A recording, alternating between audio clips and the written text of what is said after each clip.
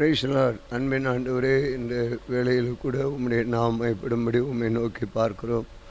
ஆவியானவர் நீர் எங்கள் மத்தியிலே கிருபையாக இறங்கி வரும்படி உம்மை நோக்கி பார்க்கிறோம். ஆண்டவரே, பரிசுத்த ஆவியானுடைய செயல் இந்த வேத வாசிப்பு நிகழ்ச்சியிலே காணப்பட கர்த்தர் உதவி செய்வீராக.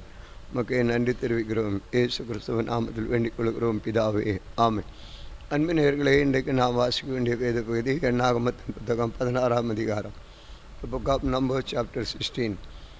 லேவிக்கு பிறந்த கோகாத்தின் குமாரனாகிய சேரின் மகன் கோராகு என்பவன் ரூபன் வம்சத்திலுள்ள எலியாவின் குமாரராகிய தாத்தானையும் அபிராஹிம் பேலத்தின் குமாரனாகிய ஓனையும் கூட்டிக் கொண்டு சிறுவேல் புத்திரரில் சபைக்கு தலைவர்களும் சங்கத்துக்கு அழைக்கப்பட்டவர்களும் பிரபலமானவர்களும் ஆகிய 250 பேர்களோடும் கூட மோசைக்கு முன்பாக எழும்பி மோசைக்கு ஆரோனுக்கு விரோதமாக கூட்டம் கூடி அவர்களை நோக்கி, நீங்கள் மிஞ்சி போகிறீர்கள், சபையார் எல்லாரும் பரிசுத்தமானவர்கள், கர்த்தர் அவர்கள் நடுவில் இருக்கிறாரே, இப்படி இருக்க கர்த்தருடைய சபைக்கு மேலாக உங்களை ஏன் உயர்த்துகிறீர்கள் என்றார். மோசே அதை கேட்டபொழுது முகங்குப்புற விழுந்தார்.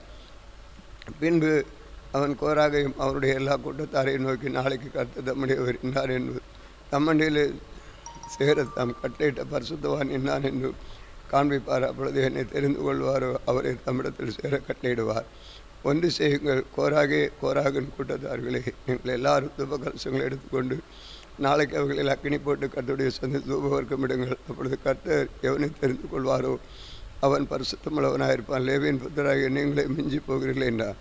இன்னும் மோசே கோராகை நோக்கி, லேவியின் புத்திரரை கேளுங்கள், கர்த்தருடைய வாசஸ்தலத்தின் பணிவிடைகளை செய்வோம், சபையாரின் முன்னின்று அவர்கள் செய்ய வேண்டிய வேலைகளை செய்ய உங்களை தம்மண்டையிலே சேர பண்ணும்படி சிறுவேல் சபையாரில் உங்களை பிரித்தெடுத்ததும் அவர் உன்னையும் உன்னுடைய கூட லேவியின் புத்திர உன்னுடைய எல்லா சகோதரையும் சேர பண்ணினதும் உங்களுக்கு அற்ப காரியமோ? இப்பொழுது ஆசாரிய பட்டத்தையும் தேடுகிறீர்களோ? இதற்காக நீயும் உன் கூட்டத்தார் அனைவரும் கர்த்தருக்கு விரோதமாக கூட்டம் கூட்டினீர்களே. ஆரோனுக்கு விரோதமாக நீங்கள் முறுமுறுக்கிறதுக்கு அவன் எம்மாத்திரம் என்றான். பின்பு மோசே ஏலியாவின் குமாரனாகிய தாத்தானை ஆபிரகாமை அழைத்து அனுப்பினான். அவர்கள் தாங்கள் வருகிறதில்லை, இந்த வனாந்திரத்தில் எங்களை கொண்டு போடும்படி பாலும் தேன் ஓடுகிற தேசத்தில் எங்களை கொண்டு வந்தது அற்ப காரியமோ? எங்கள் மேல் துரைத்தனமும் பண்ணப்படுகிறாயோ? மேலும் நீ எங்களை பாலும் தேன் ஓடுகிற தேசத்தை கொண்டு வந்ததும் இல்லை, எங்களுக்கு வயல்களையும் திராட்சை தோட்டங்களையும் சுதந்திரமாக கொடுத்ததும் இல்லை. இந்த மனிதனுடைய கண்களை பிடுங்க பார்க்கிறாயோ? நாங்கள் வருகிறதில்லை என்றார்கள். அப்பொழுது மோசே கடும் கோபம் உண்டவனாக அவன் கர்த்தரை நோக்கி, அவர் செலுத்தும் காணிக்கையை அங்கீகரியாதிருப்பீராக. நான் அவரிடத்தில் ஒரு கழுதையை முதலாக எடுத்துக்கொள்ளவில்லை, அவர்கள் ஒருவனை யாதொரு பொல்லாப்பு செய்யவும் இல்லை என்றான். பின்பு மோசே கோராகை நோக்கி, நீயும் உன் கூட்டத்தார் யாவரும் நாளைக்கும் கர்த்தருடைய சந்நிதியில் வாருங்கள், நீ அவர்களும் ஆரோனும் வந்திருங்கள். உங்களில் ஒவ்வொருவருக்கும் தங்கள் தூபகலசங்களை எடுத்து அவைகளில் தூபவர்க்கத்தை போட்டு தங்கள் தூபகலசங்களாகிய 250 தூபகலசங்களையும் கர்த்தருடைய சந்நிதியில் கொண்டு வர வேண்டும். நீயும் ஆரோனும் தன் தூபகலசத்தை கொண்டு வாருங்கள் என்றார். அப்படி அவரவர் தங்கள் தூபகலசங்களை எடுத்து அவைகளில் அக்கினியும் தூபவர்க்கத்தை போட்டு ஆசரிப்பு கூடார வாசலுக்கு முன்பாக வந்து நின்றார்கள். மோசே ஆரோனும் அங்கே நின்றார்கள். அவர்களுக்கு விரோதமாக கோராகு சபையெல்லாம் ஆசரிப்பு கூடார வாசலுக்கு முன்பாக கூடி வரும்படி செய்தான். அப்பொழுது கர்த்தருடைய மகிமை சபைக்கெல்லாம் காணப்பட்டது. கர்த்தர் மோசையோடும் ஆரோனோடு பேசி, இந்த சபையை விட்டு பிரிந்து போங்கள், ஒரு நிமிஷத்தில் அவர்களை அதமாக்குவேன் என்றார். அப்பொழுது அவர் முகங்குப்புற விழுந்து, தேவனே, மாம்சமான யாருடைய ஆவிகளும் தேவனை, ஒரு மனிதன் பாவம் செய்திருக்க சபையார் எல்லார் மேலும் கடும் கோபம் கொள்வீரோ என்றார்கள். அப்பொழுது கர்த்தர் மோசையை நோக்கி, கோராகு தாத்தான் ஆபிரகாம் என்பவருடைய வாசஸ்தலத்தை விட்டு விலகி போங்கள் என்று சபையாருக்கு சொல் என்றார். உடனே மோசே எழுந்திருந்து தாத்தான் ஆபிரகாம் என்பவரோடு போனான். சிறுவேல் மூப்பரும் அவனை பின் சென்று போனார்கள். அவன் சபையாரை நோக்கி, இந்த துஷ்ட மனிதரின் சகல பாவங்களில் நீங்கள் வாரிக்கொள்ளாதபடிக்கு அவர்கள் கூடாரங்களை விட்டு விலகி அவர்களுக்கு உண்டானவைகளில் ஒன்றையும் தொடாதிருங்கள் என்றான். அப்படி அவர்கள் கோராகு தாத்தான் அபிராம் என்பவருடைய வாசலத்தை விட்டு விலகி போனார்கள். தாத்தானும் அபிராமும் வெளியே வந்து தங்கள் பெண் ஜாதிகள் பிள்ளைகள் குழந்தைகளோடும் தங்கள் கூடார வாசலில் நின்றார்கள். அப்பொழுது மோசே இந்த கிரியைகளை எல்லாம் செய்ய போகிறதற்கு கர்த்தர் என்னை அனுப்பினார் என்றும் அவைகளை நான் என் மனதின்படி செய்யவில்லை என்று நீங்கள் எதனாலே அறிவீர்கள் என்றால், சகல மனிதரும் சாகிறபடி இவர்கள் செத்து சகல மனிதருக்கு நேரிடுவது போல இவர்களுக்கு நேரிட்டால் கர்த்தர் என்னை அனுப்பினதில்லை என்று அறிவீர்கள். கர்த்தர் ஒரு புதிய காரியத்தை நேரிடச் செய்தால் பூமி தன் வாயை திறந்து அவர்கள் உயிருடைய பாதாளத்தில் இறங்கத்தக்கதாக இவர்களையும் அவர்களுக்கு உண்டான யாவையும் விழுங்கி போட்டதே. ஆனால் இந்த மனிதன் கர்த்தரை அவமதித்தார்கள் என்பதை அறிந்து கொள்வீர்கள் என்றான்.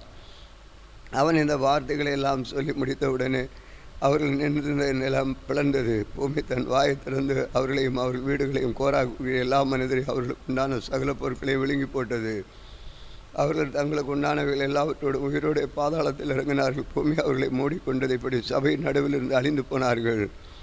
அவர்களை சுற்றிலும் இருந்த சிலுவர் யாவரும் அவர்கள் கூக்குரலை கேட்டு பூமி நம்மையும் விழுங்கி போடும் என்று சொல்லி ஓடினார்கள். அக்னி கர்த்தருடைய சந்திலிருந்து புறப்பட்டு தூபம் காட்டின 250 பேரையும் பட்சித்து போட்டது.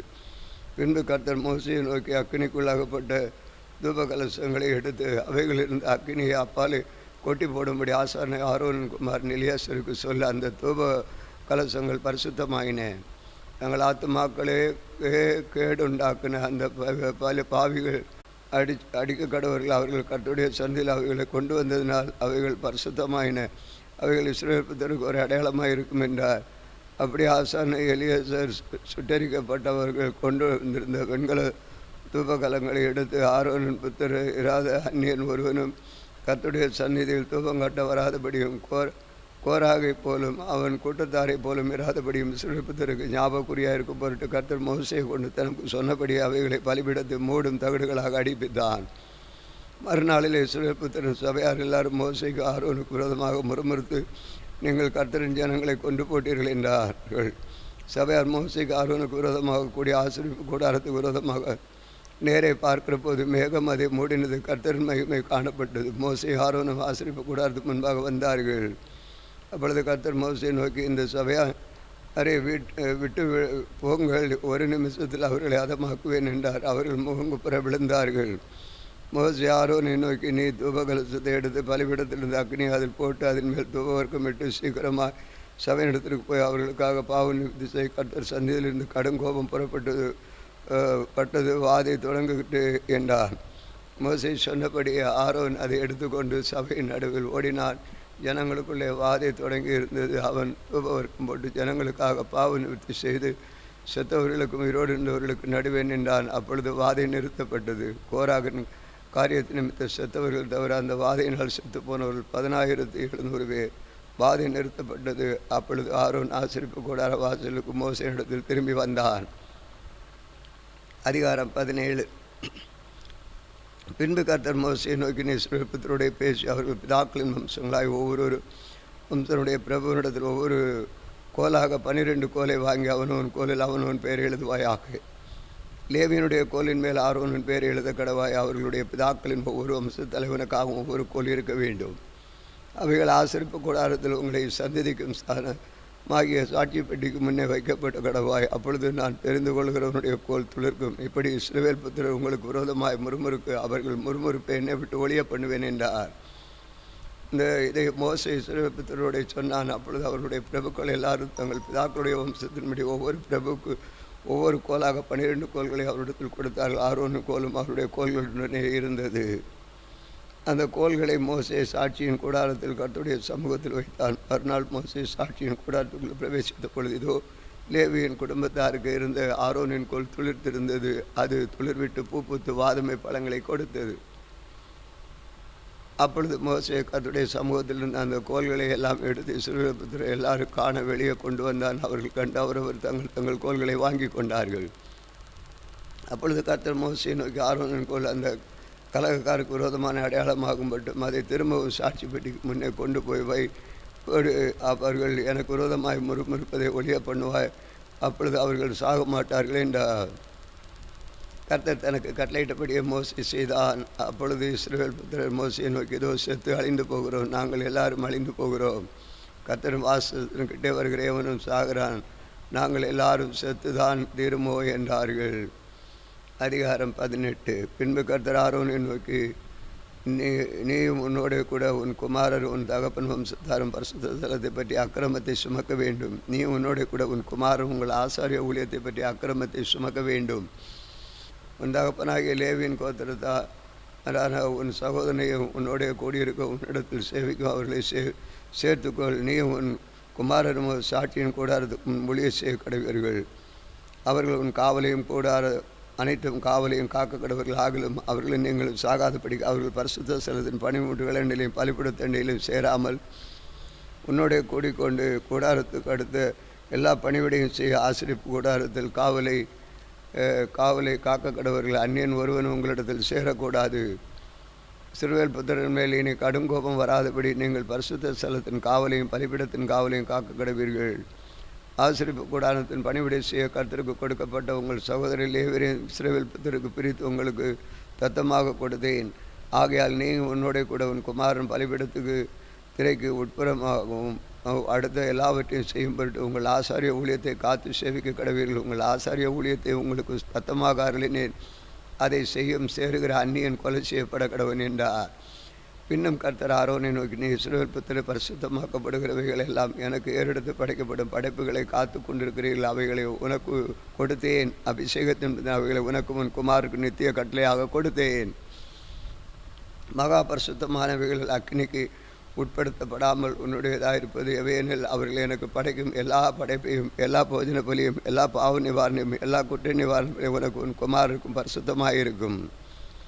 பரிசுத்தத்திலே அவைகளை புசிக்க வேண்டும். ஆண்மக்கள் யாவரும் அவைகளை புசிக்கலாம். அவைகள் உனக்கு பரிசுத்தமாயிருப்பதாக.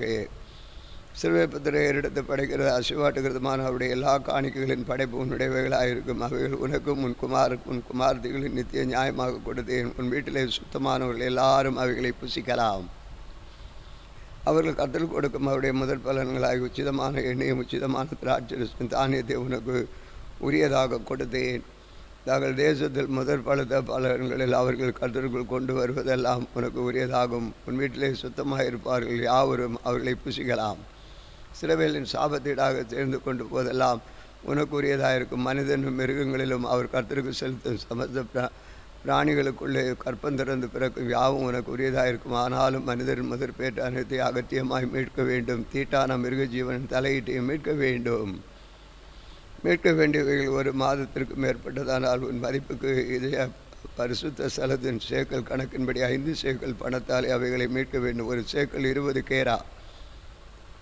மாட்டின் தலையீட்டையும் செம்மறியாட்டின் தலையீட்டையும் வெள்ளையாட்டின் தலையீட்டுமே மீட்கப்பட வேண்டும். அவைகள் பரிசுத்தமானவைகள். அவைகளின் இரத்தத்தை பலிபீடத்தின் மேல் தெளித்து அவைகளின் கொழுப்பை கர்த்தருக்கு சுகந்த வாசனையான தகனமாக தகனிக்க வேண்டும். அசைவாட்டும் மார்க்கண்டத்தைப் போலும் வலது முன்னந்தொடையைப் போலும் அவைகளின் மாம்சம் உன்னுடையதே ஆகும். இஸ்ரவேல் புத்திரர் கர்த்தருக்கு ஏறெடுத்து படைக்கிற பரிசுத்த படைப்புகள் எல்லாம் உனக்கும் உன் குமார்த்திகளுக்கு நித்திய கட்டளையாக கொடுத்தேன். கர்த்தருடைய சந்ததி இது உனக்கும் உன் சந்ததிக்கு எல்லாவற்றையும் சொல்லும் மாறாத உடன்படிக்கை என்றார். பின்னும் கர்த்தர் ஆரோனை நோக்கி, அவர்களுடைய தேசத்தினை ஒன்றே சுதந்திரித்துக் கொள்ள வேண்டாம். அவர்கள் நடுவே உனக்கு பங்கு உண்டாயிருக்க வேண்டாம். இஸ்ரவேல் புத்திரர் நடுவில் நானே உன் பங்கும் உன் சுதந்திரமாக இருக்கிறேன். இதோ லேவியின் புத்திரர் ஆசரிப்பு கூடாரத்தின் பணிவிடையை செய்கிற அவருடைய வேலைக்காக இஸ்ரவேலருக்குள்ள எல்லாவற்றிலையும் தசமபாகத்தை அவர்களுக்கு சுதந்திரமாக கொடுத்தேன். இஸ்ரவேலின் புத்திர குற்றம் சுமத்தா சாகாதபடிக்கு இனி ஆசிரிப்பு கூடாரத்துக்கு கிட்ட இருக்க கடவர்கள். லேவியர் மாத்திரம் ஆசிரிப்பு கூடாரத்துக்கு அடுத்த வேலைகளை செய்ய வேண்டும். அவர்கள் தங்கள் அக்கிரமத்தை சுமப்பார்கள். இஸ்ரவேல் புத்திர நடுவே அவர்களுக்கு சுதந்திரம் இல்லை என்பது உங்கள் தலைமுறை ஒரு நித்திய கட்டளையாயிருக்கும். இஸ்ரவேல் புத்திர கர்த்தருக்கு ஏறெடுத்து படைக்கும் படைப்பாகிய தசமபாகத்தில் லேவியருக்கு சுதந்திரமாக கொடுத்தேன். ஆகையால் இஸ்ரவேல் புத்திரன் நடுவே அவர்களுக்கு சுதந்திரமில்லை என்று அவர்களுக்கு சொன்னேன் என்றும். பின்னும் கர்த்தர் மோசேயை நோக்கி, நீ லேவியருடைய சொல்ல வேண்டியது என்னவென்றால், இஸ்ரவேல் புத்திரர் கையில் வாங்கி கொள்ளும்படி நான் உங்களுக்கு சுதந்திரமாக கொடுத்த தசமபாகத்தை நீங்கள் அவர்கள் கையில் வாங்கும் பொழுது தசமபாகத்தில் 10 பங்கை கர்த்தருக்கு ஏறெடுத்து படைக்கும் படைப்பாக செலுத்த வேண்டும். நீங்கள் ஏறெடுத்து படைக்கும் படைப்பு களத்தின் தாரியத்திலும் ஆலையின் திராட்சரசத்திலும் உங்களுக்கு எண்ணப்படும். இப்படியே நீங்கள் இஸ்ரவேல் புத்திரர் கையில் வாங்கும் தசமமாகிய உங்கள் பங்குகளில் எல்லாம் நீங்கள் கர்த்தருக்கு என்று ஒரு படைப்பை ஏறெடுத்து படைத்து அந்த படைப்பை ஆசாரியனை ஆரோனுக்கு கொடுக்க வேண்டும். உங்களுக்கு கொடுக்கப்படுகிற ஒவ்வொரு காணிக்கையிலும் உள்ள உச்சிதமான பரிசுத்த பங்கையெல்லாம் கர்த்தருக்கு ஏறெடுத்து படைக்கும் படைப்பாக செலுத்த வேண்டும். அதனால் நீங்கள் அவர்களுடைய சொல்ல வேண்டியது என்னவென்றால், அதில் உச்சிதமானவைகளை நீங்கள் ஏறெடுத்து படைக்கும் பொழுது அது களத்தில் வரத்திலும் ஆலையிலும் வரத்திலும் இருந்து ஏறெடுத்து செலுத்துகிறது போல லேவியருக்கு எண்ணப்படும். அதில் நீங்களும் உங்கள் குடும்பத்தாரும் என்னிடத்தில் புசிக்கலாம். அதில் நீங்கள் ஆசிரிப்பு கூடாரத்தில் செய்யும் பணிவிடைக்கு ஈடான உங்கள் சம்பளம். இப்படி அதில் உச்சிதமானதை ஏறெடுத்து படைத்தீர்களானால் நீங்கள் அது நிமித்தம் பாவம் சுமக்க மாட்டீர்கள். நீங்கள் சாக இருக்கும்படிக்கு இஸ்ரவேல் புத்திரரின் பரிசுத்தமானவைகளை தீட்டுப்படுத்தலாகாது என்று சொல் என்றார். ஆம், வாசிக்க வேண்டிய வேத பகுதி வாசித்தோம். ஜெபிப்போம். அன்பின் ஆண்டவரே, இந்த வேளையிலும் உம்முடைய மகிமை வெளிப்படும்படி செபிக்கிறோம். இந்த வேத வாசிப்பு நிகழ்ச்சி எங்களுக்கு ஆசீர்வாதம் தந்ததுக்காக உமக்கு நன்றி தெரிவிக்கிறோம். தொடர்ந்து கர்த்தர் இதன் மூலமாய் கிரியை செய்யும். உமக்கே மகிமை உண்டாகட்டும். இயேசு கிறிஸ்துவ நாமத்தில் வேண்டிக் கொள்கிறோம் பிதாவே, ஆமென். இந்த நாளிலும் எங்களுக்கு விரோதமாய் கிரியை செய்கிற சகல அந்தகார வல்லமையின் ஆவிகளையும் இயேசு கிறிஸ்துவ நாமத்தில் கடிந்து கட்டுகிறோம். ஆமென், ஆமென்.